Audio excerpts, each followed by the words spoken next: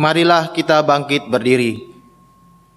Di dalam nama Allah Bapa dan Tuhan Yesus Kristus serta Roh Kudus, Pencipta langit dan bumi. Amin. Berbahagialah orang yang bertahan dalam percobaan, sebab apabila ia sudah tahan uji, ia akan menerima mahkota kehidupan yang dijanjikan Allah kepada barang siapa yang mengasihi Dia. Haleluya, haleluya, haleluya. Haleluya, haleluya, haleluya.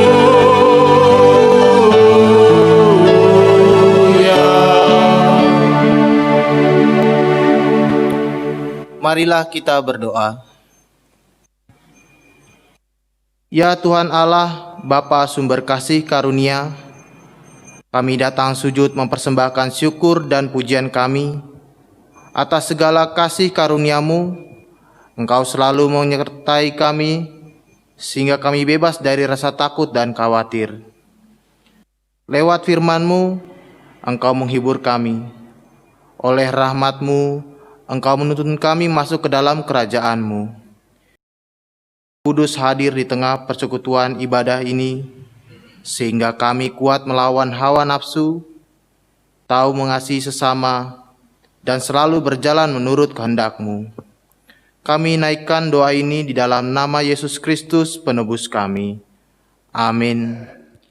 Jemaat dipersilakan duduk, kita bernyanyi.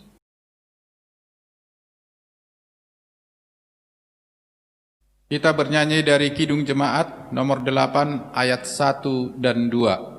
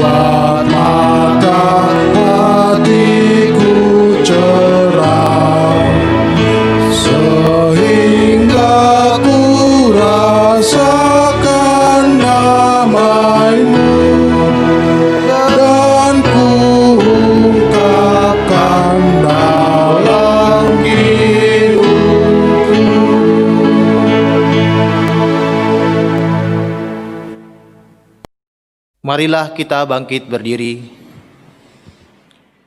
Kita berdoa untuk mengaku dan memohon keampunan dosa kita. Ya Tuhan Allah, Bapa yang Maha Kasih, sumber berkat bagi kehidupan kami. Engkau setia menyertai dan melindungi kami dalam kegiatan kami sehari-hari, serta memberikan berkat kepada kami. Apa yang kami miliki adalah pemberian-Mu semata. Harta, kesehatan, pengetahuan, dan segala yang ada pada kami.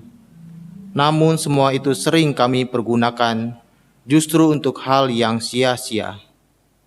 Bahkan seringkali kami pergunakan sebagai alat untuk berpaling daripadamu. Bapa yang baik, kami telah berdosa kepadamu. Ampunilah kami atas segala dosa kami.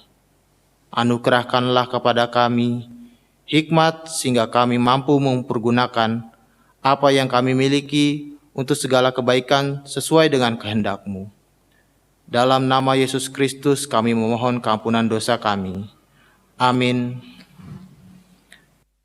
Dengarkanlah firman Allah, janji tentang keampunan dosa. Tuhan adalah penyayang dan pengasih, panjang sabar dan berlimpah kasih setia. Tidak dilakukannya kepada kita setimpal dengan dosa kita, dan tidak dibalasnya kepada kita setimpal dengan kesalahan kita.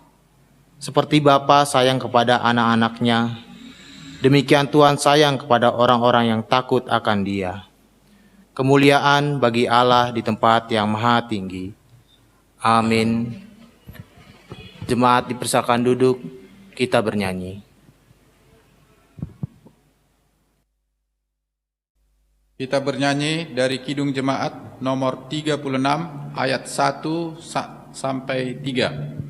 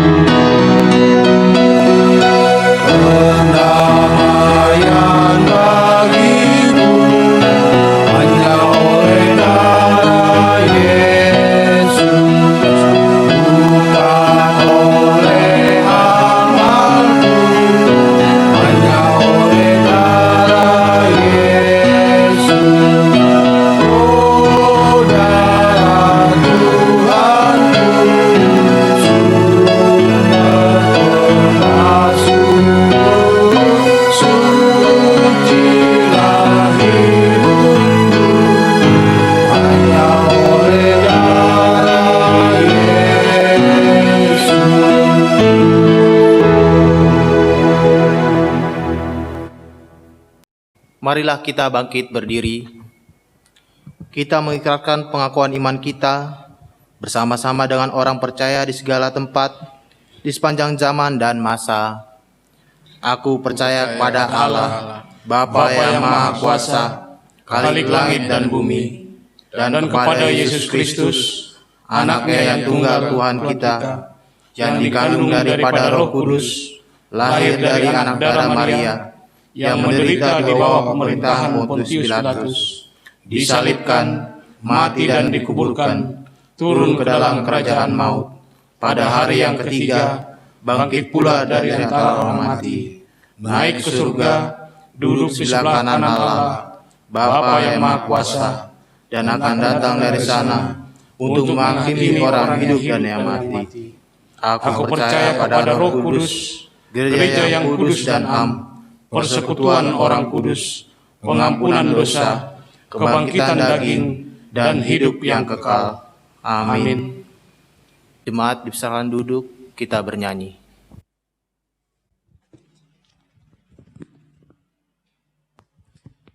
Sebelum kita mendengarkan firman Tuhan, kita bernyanyi dari Kidung Jemaat nomor 407 ayat 1 dan 4.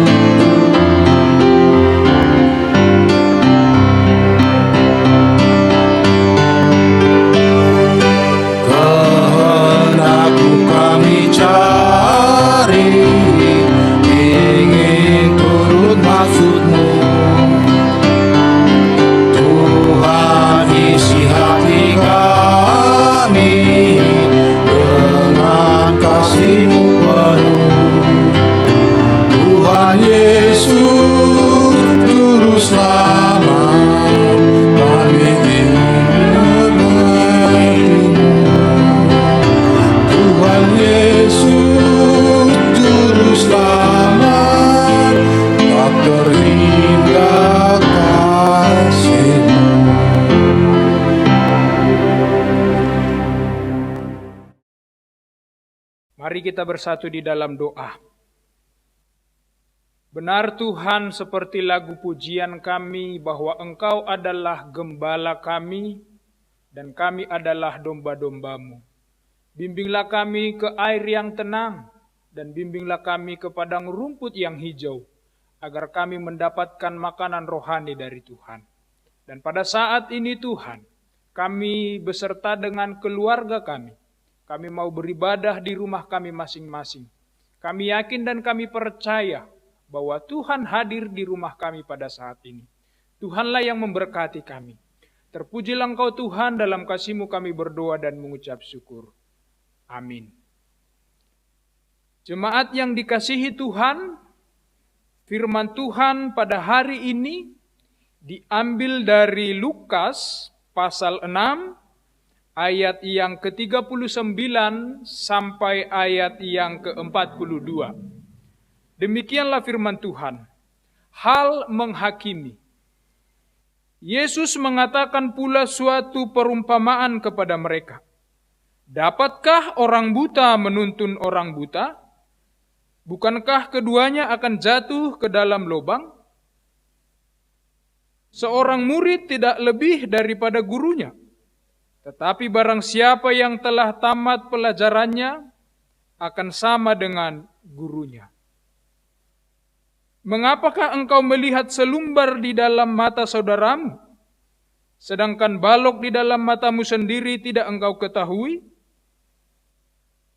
Bagaimanakah engkau dapat berkata kepada saudaramu, "Saudara, biarlah aku mengeluarkan selumbar yang ada di dalam matamu," padahal balok yang di dalam matamu tidak engkau lihat?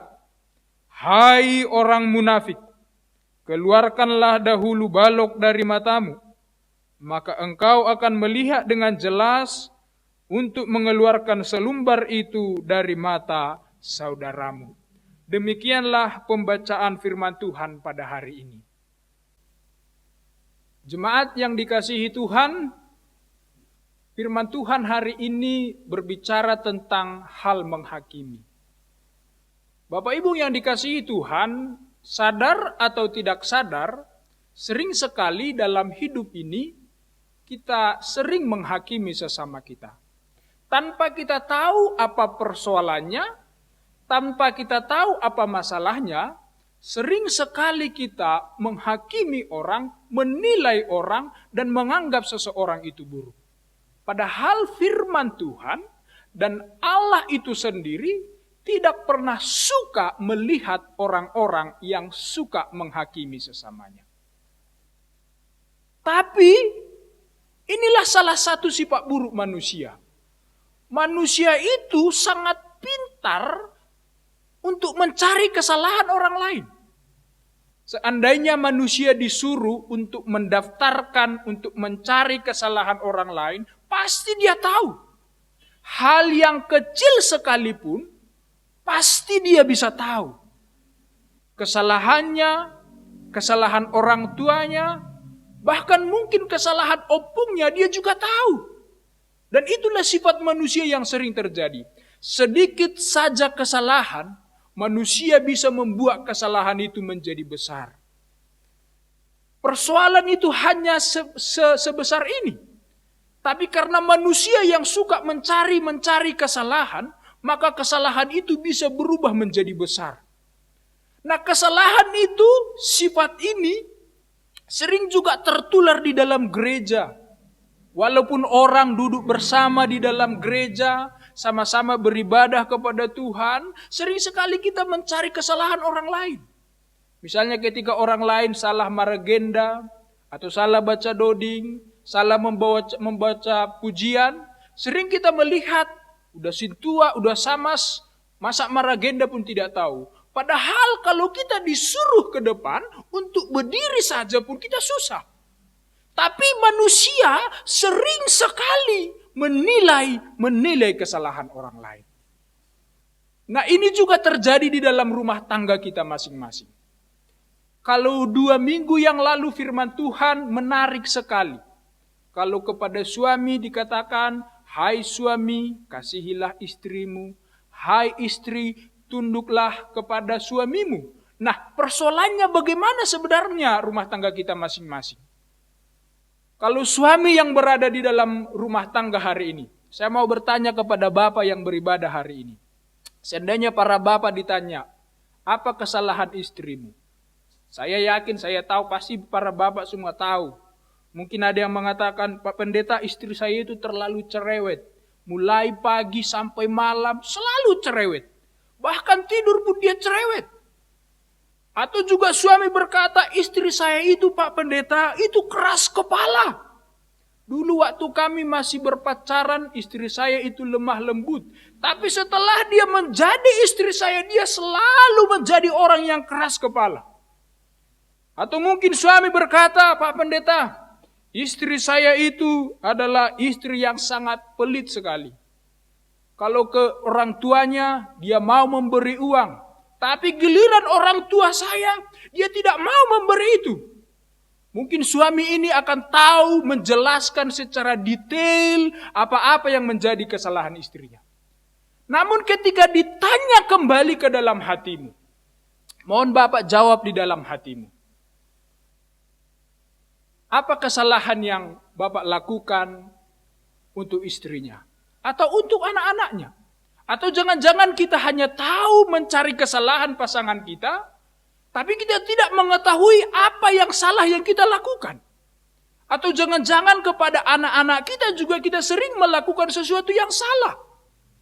Atau orang di mana kita berada sering sekali kita cari kesalahannya. Kita hakimi orang. Itu hampir lebih mirip dengan kisah seorang pelacur di zaman Tuhan Yesus. Semua orang berlomba-lomba ingin melempari perempuan itu. Karena mereka merasa perempuan pelacur itu adalah orang berdosa. Tapi ketika Yesus berkata, siapa yang tidak berdosa, lemparlah dia. Tidak ada yang berani melempar. Karena apa? pada akhirnya mereka tahu mereka juga adalah orang yang berdosa. Maka sebagai orang Kristen, Yesus itu tidak mau bahwa kita itu suka menghakimi orang lain. Maka jagalah hatimu, jagalah mulutmu. Bagaimana prinsipnya kita menjaga supaya kita tidak jatuh dalam dosa penghakiman? Bapak Ibu, mari di rumah peragakan tangan saya. Sebenarnya inilah gaya penghakiman. Inilah yang perlu kita ingat. Nah, ketika kita menuduh orang lain, ingatlah, pada saat yang sama ada 3 jari juga yang menuduh kita. Ketika kita menghakimi orang lain, menilai seseorang, ataupun apapun yang kita katakan, ingatlah, ada 3 jari juga yang siap menuduh kita. Maka hati-hatilah. Hati-hatilah dengan hidup kita, hati-hatilah dengan keluarga kita. Sebab apa? Yang Tuhan mau kita hidup di dalam kebenaran. Maka saya juga perlu mengoreksi diri saya di hadapan Tuhan. Sebelum saya mengoreksi orang lain, saya juga harus mengoreksi diriku. Apakah aku sebagai anak Tuhan yang sungguh-sungguh hidup dalam firman Tuhan atau tidak? Atau jangan-jangan sebenarnya dia dan saya adalah sama. Saya mengatakan dia kotor, atau jangan-jangan sebenarnya saya lebih kotor dari dia. Itu sebabnya firman Tuhan hari ini berkata, tidak mungkin atau dapatkah orang buta menuntun orang buta? Maka jawabannya mereka akan jatuh ke dalam lubang. Sudah jelas sekali bahwa orang yang tidak hidup di dalam kebenaran tidak akan pernah bisa menuntun orang lain hidup di dalam kebenaran. Orang yang dirinya pun hidup di dalam dosa, maka ketika dia bergabung dengan orang lain, maka mereka akan sama-sama jatuh ke dalam dosa. Mereka sama, tidak ada yang berbeda dengan mereka. Nah, sebenarnya yang Yesus katakan juga dalam teks ini, Yesus mau menegaskan kepada orang Farisi, orang Yahudi yang datang pada saat itu, yang merasa merekalah yang paling benar di hadapan Tuhan. Yang merasa merekalah yang paling suci di hadapan Tuhan. Padahal sebenarnya mereka tidak ada di hadapan Tuhan. Bapak Ibu yang dikasihi Tuhan, ketika Anda merasa Anda yang paling benar, Anda yang paling suci, Anda yang paling segalanya, inilah awal kejatuhan. Ketika kita masuk ke dalam sebuah persekutuan, di dalam gereja atau di mana saja, ketika kita merasa kita yang paling benar, kita yang paling suci, kita yang paling kudus, maka pada saat itu sebenarnya kita menempatkan diri kita dalam posisi yang akan jatuh. Tidak akan mungkin kita hidup di jalan Allah, tapi kita akan hidup jatuh di dalam dosa kita. Maka Yesus mau katakan dengan firman ini, seorang murid itu tidak sama dengan gurunya. Tapi ketika dia setia di dalam proses belajar itu, maka dia akan menjadi sama seperti gurunya. Artinya adalah, ketika kita mau hidup di dalam kebenaran itu sendiri, maka kita harus belajar kebenaran itu, menerima kebenaran itu, maka kita akan menjadi benar dan dibenarkan oleh Yesus Kristus. Berarti ada proses di mana proses kebenaran itu berlangsung di dalam hidup kita.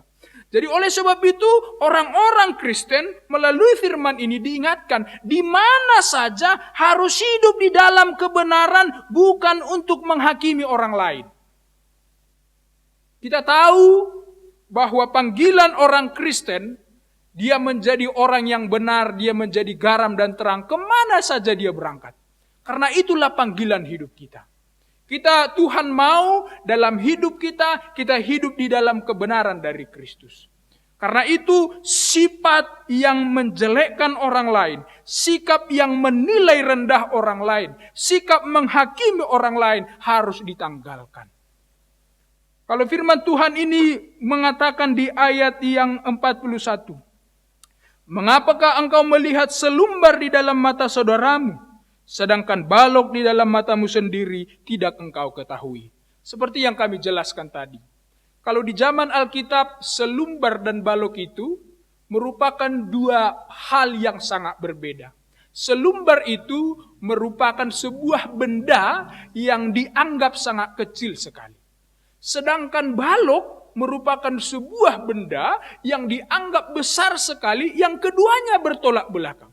Nah, firman Tuhan berkata, yang kecil di mata orang lain kamu lihat, tetapi yang besar di matamu sendiri tidak engkau lihat. Yang salah, yang kecil yang orang lain perbuat engkau melihat, tapi perbuatanmu sendiri tidak engkau lihat kesalahanmu. Maka Bapak Ibu yang dikasihi Tuhan, Tuhan tidak mau orang Kristen bekerja seperti itu. Tuhan tidak mau kalau hidup orang Kristen seperti itu. Karena firman Tuhan ini memang keras dikatakan, hai orang munafik.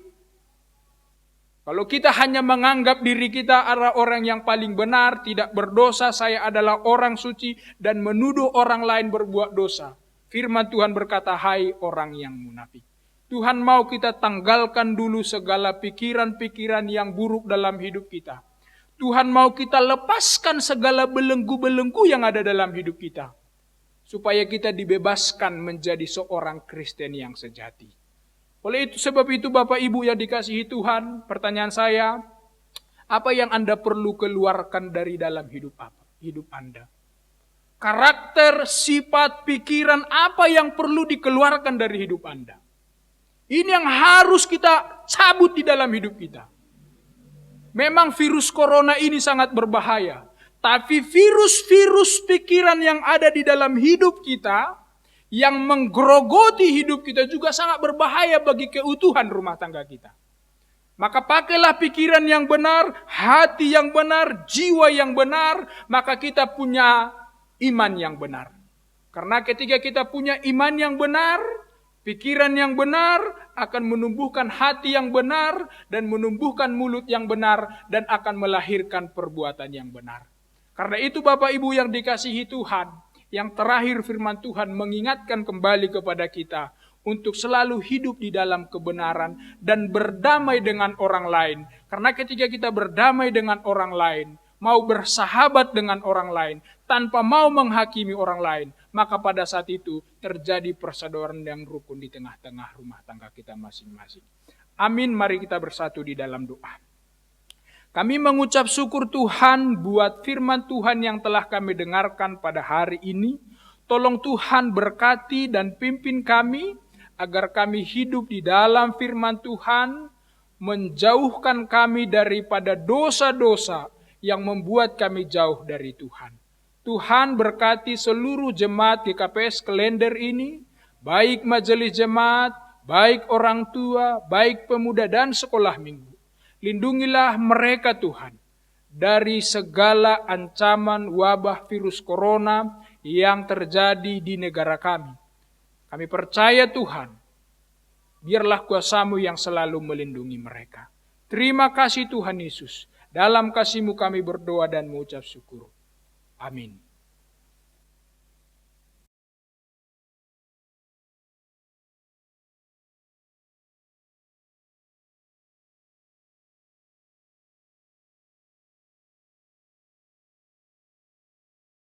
Sebelum kita mengumpulkan persembahan, marilah kita mendengarkan firman Tuhan menjadi dasar bagi kita untuk memberikan persembahan yang tertulis di dalam 2 Korintus 9 ayat 7. Hendaklah masing-masing memberikan menurut kerelaan hatinya, janganlah dengan sedih hati atau karena paksaan, sebab Allah mengasihi orang yang memberi dengan sukacita. Sekarang, marilah kita mengumpulkan persembahan kita.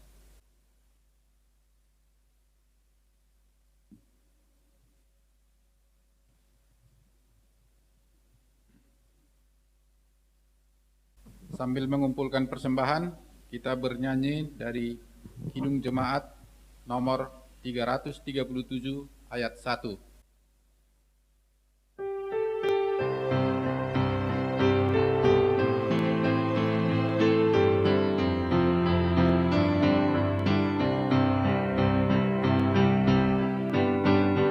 Betapa kita tidak bersyukur, bertanah air kaya dan subur, lautnya luas, gunungnya megah,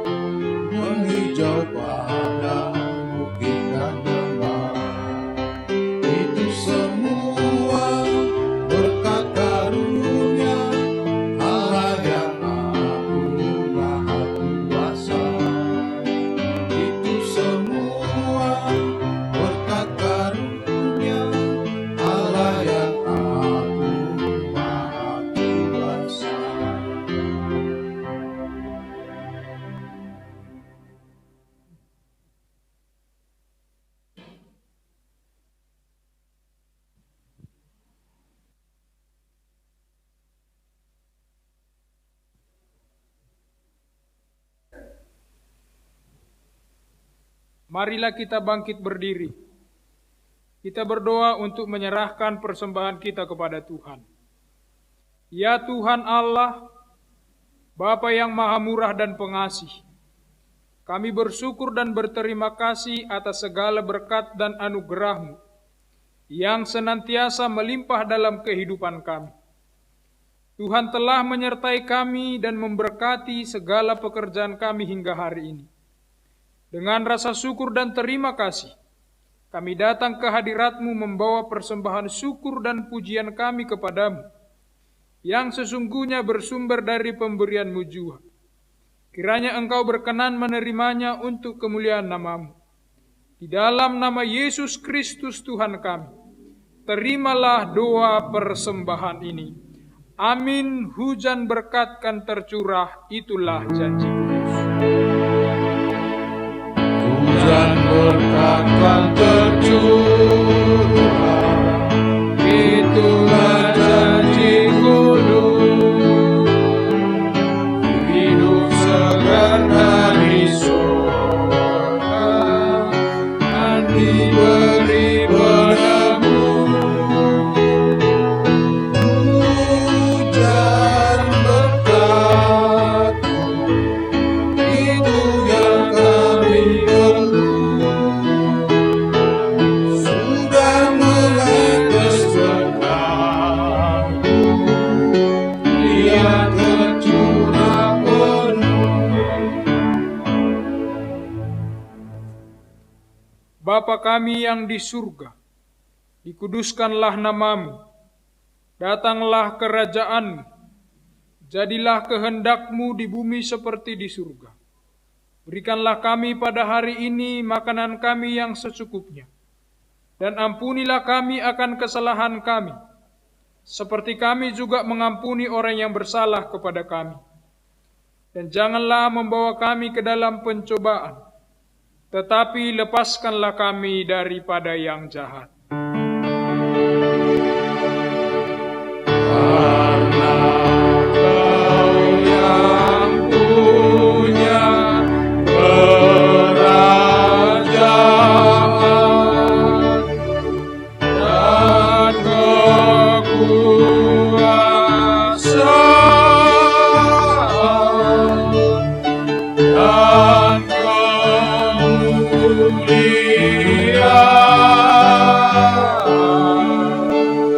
sampai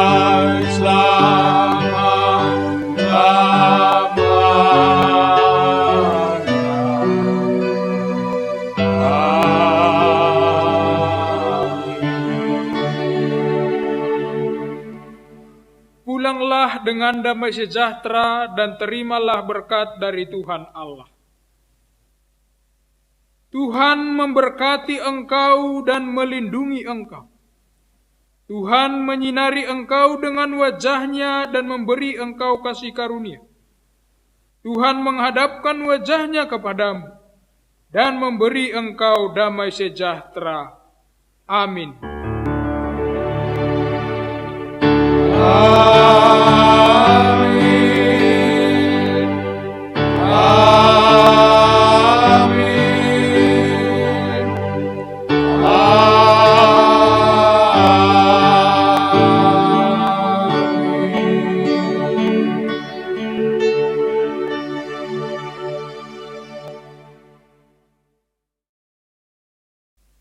Terpujilah Tuhan bila kebaktian kita hari ini telah berlangsung dengan baik. Bapak, Ibu, Saudara-saudara sekalian, marilah kita bersabar untuk bulan ini kebaktian kita tetap berlangsung dengan online, sambil menunggu pengumuman yang akan disampaikan oleh pemerintah kita. Terpujilah Tuhan bila sampai saat ini kita dalam kondisi baik dan sehat-sehat. Terima kasih kepada Pak Pendeta JM Damanik yang sudah membawakan firman hari ini. Terima kasih kepada Samas Roni Situkir yang sudah menjadi liturgis pada hari ini. Terima kasih kepada Samas Dormen Sidauruk yang menjadi pembawa nyanyian buat kita hari ini, kepada Bang Eli Darwisman dan Bang Situa Sihombing, terima kasih menjadi song leader. Terima kasih juga kepada Kak Hana yang membawakan musik yang baik hari ini. Terima kasih kepada seluruh tim yang telah berlelah-lelah untuk melakukan syuting hari ini. Terpujilah Tuhan. Akhir kata kami sampaikan, selamat hari Minggu, Tuhan Yesus memberkati.